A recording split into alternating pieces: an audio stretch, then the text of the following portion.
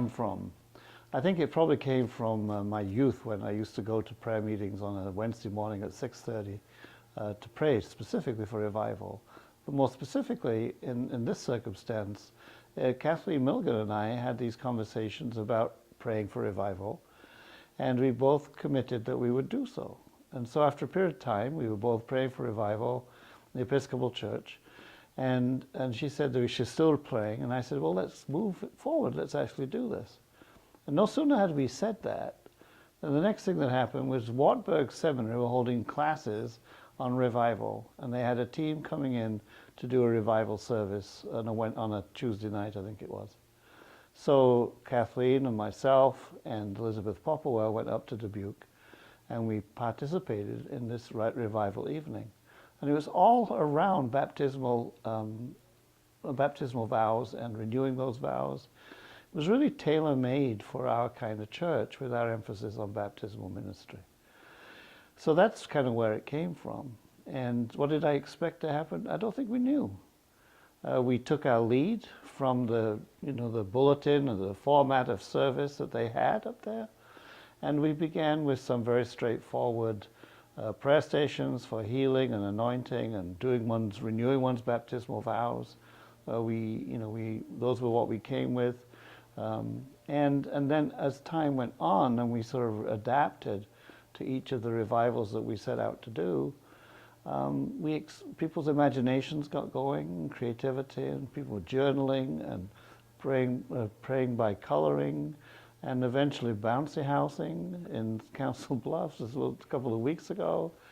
We have a wailing wall, Scrabble, bubbles for Jesus, all kinds of different ways in which people have step forward to make revival have a sort of expression for themselves.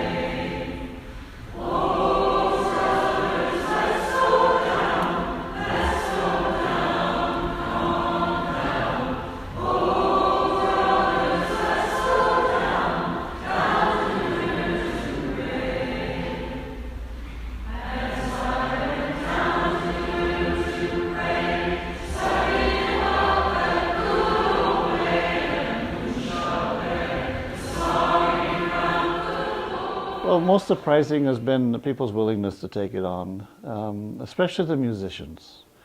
Musicians, revival is music is probably not their favorite genre, but they have taken it on, and we've had some remarkable experiences with musicians.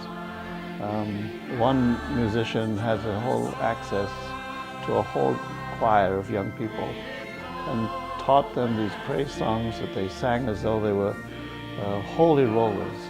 And when we found out about them later on, I discovered that half the choir probably didn't go to church at all. But she had instilled in them a joy of singing these praise songs. It was just magnificent.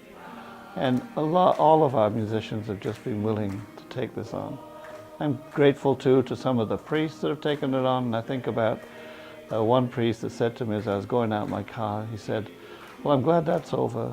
I said, "Well, was it as bad as that?" He says, "No, I've never been so stressed in my life," he said, trying to put together this anomaly of a revival tradition and an Anglican tradition. So I'm just surprised by people's willingness to take it on.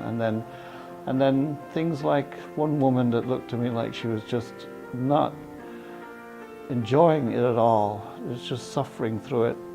And I went up to her after, I said, "Well, how did you get that? How did you experience that? And she says,